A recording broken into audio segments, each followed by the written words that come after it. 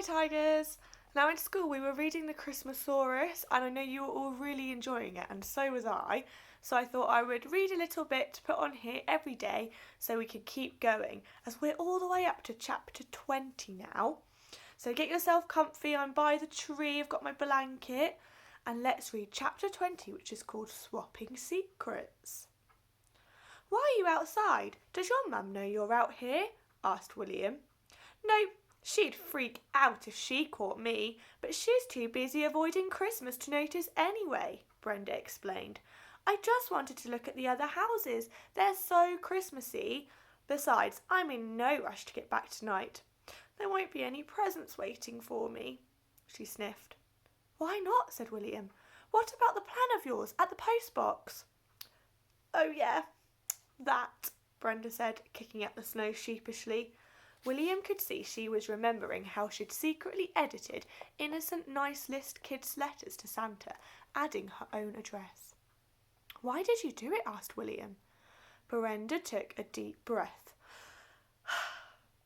I guess that between the way I've behaved since Dad left and Mum turning into the actual real-life Grinch, I just thought my chances of getting any Christmas presents were so slim that I had to do something about it. I'm not even sure I believe in Santa anyway, but if he does exist, then he's not an idiot. He'd have spotted my plan a mile off. Brenda sighed. I won't be getting anything tonight. He's definitely put me on that naughty list this year.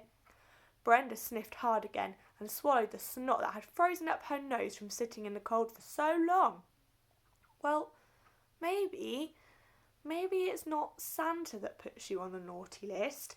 Maybe you put yourself there, said William. Brenda instinctively tightened her fingers into a fist, ready to punch William in the nose. But that was the old Brenda. I suppose you're right. Well, you know all my secrets now, William. I think it's time you told me yours, she said, taking William by surprise. Secrets? I don't have any secrets, replied William, who suddenly realised that the biggest secret was sitting a few metres away on the other side of Brenda's gate. Oh, really? Said Brenda suspiciously. Then tell me this, Mr. Willy-Poos. What are you doing wandering the streets alone in the middle of the night on Christmas Eve? William was stumped. What could he say? How could he escape without Brenda seeing the Christmasaurus? Oh, is it the middle of the night? William said, in his best fake shocked voice, pretending he'd lost track of time. Oh, well, we'd better be going. We? Who's we? Asked Brenda, becoming more and more suspicious as William started backing away, wheeling himself in reverse out of Brenda's front garden. Wait, where are you going? What are you hiding? She called after him. But as William wasn't watching where he was going, he failed to see the tip of the Christmasaurus's scaly tail lying on the ground across the open gate. Roar! He's wheeled over his tail. There was a deafening dinosaur yelp as the wheels of William's chair rolled painfully over the Christmasaurus's tail. Complete stunned silence filled the air. Brenda took one look at the unbelievable creature in front of her.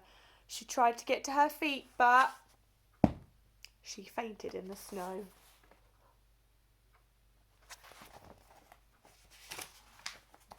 When Brenda finally came to, a few minutes later, William was staring anxiously down at her. The Christmasaurus was licking the snow from her face. Brenda let out a scream. William! It's a dinosaur. William finished the word for her. Now that Brenda had seen it, he didn't think there was any reason to keep pretending. It was a Christmas present from Santa, he added proudly. Brenda couldn't believe her eyes. She looked at the dinosaur's beautiful snowflake pattern, his icy bluish scales that seemed to reflect every bit of light like diamonds.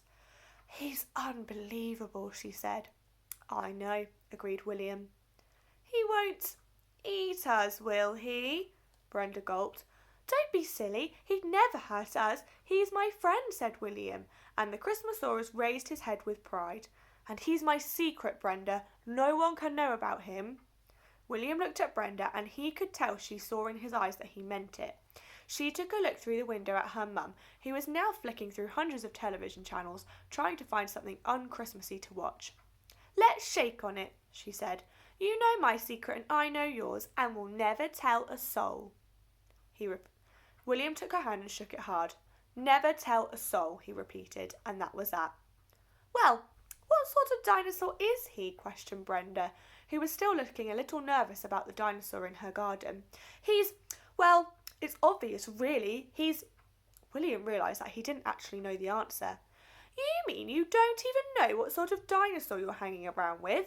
I thought you were supposed to know everything about dinosaurs," Brenda fired back.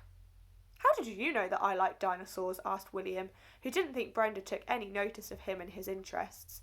Brenda's cheeks went a bit red, and she quickly looked at the floor.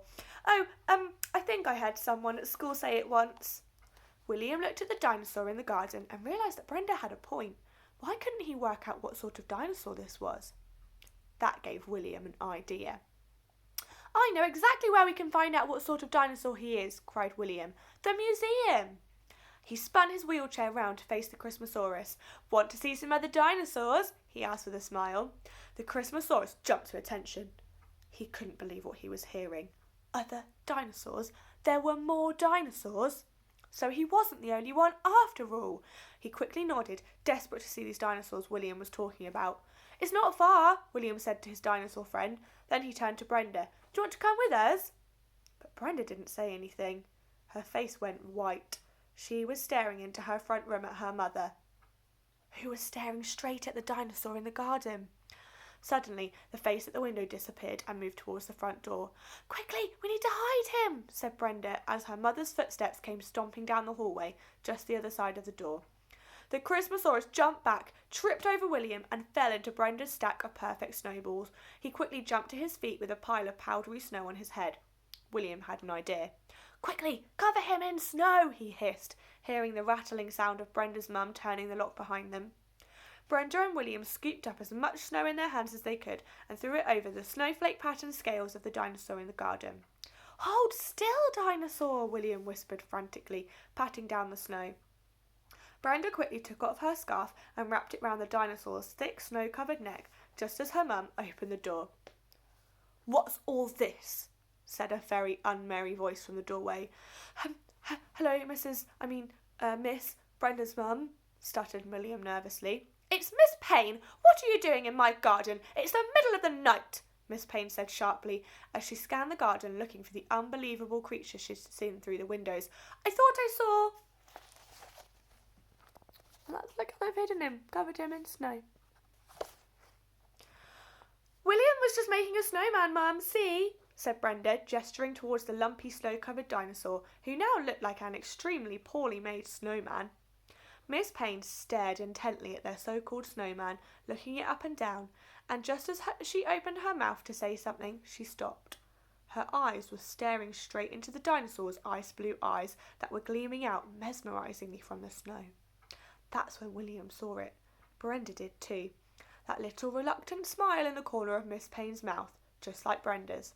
William couldn't help but think that her cold heart had thawed just a little. "Well, that's enough of that," Miss Payne snapped. "Brenda, inside, now." Brenda marched into her house, and William heard her footsteps running up the stairs. "And you!" "It's William, Miss Payne." "Go home at once," she ordered. "Of course, Merry Christmas," William said with a smile. He wheeled himself out of Brenda's front gate into the street, giving the snowman a little wink on the way. The second William heard Miss Payne close the front door, he turned back and waited for the Christmasaurus, who was already shaking off his snowy disguise. "Phew, that was close," William said, as he looped the fairy lights and tinsel around the dinosaur's head again. "Ready to see some dinosaurs?" The Christmasaurus let out a quiet but excited roar. "Willy Poos!" a small voice called out. William looked up to see Brenda sneakily calling down from her bedroom. "I owe you, big time," she called down. "If you ever need anything, you know where you can find me." With that, Brenda closed her window and disappeared inside her un-Christmassy house. William couldn't quite believe his ears.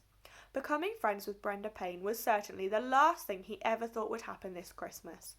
Then he remembered that he was sitting behind a real dinosaur on their way to his favourite place in the world, and he couldn't help but think that this might just be the best Christmas ever. The next chapter is called Chapter 21, The Hunt Begins, and we'll read that tomorrow. Have a lovely day, everyone.